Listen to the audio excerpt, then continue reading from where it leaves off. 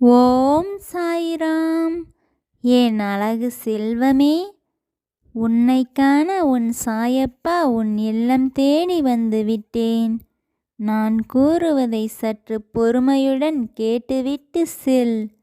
என் குழந்தையே, நீ படும் துன்பங்கள் அனைத்தும் விரைவில் முடிவடையப் போகிறது. நீ என்னென்ன கஷ்டங்கள் படுகிறாய் என்பது உன் சாயப்பா அறிய மாட்டேனா என்ன? அவையெல்லாம் உன் கர்ம வினைகளினால் வந்தவை.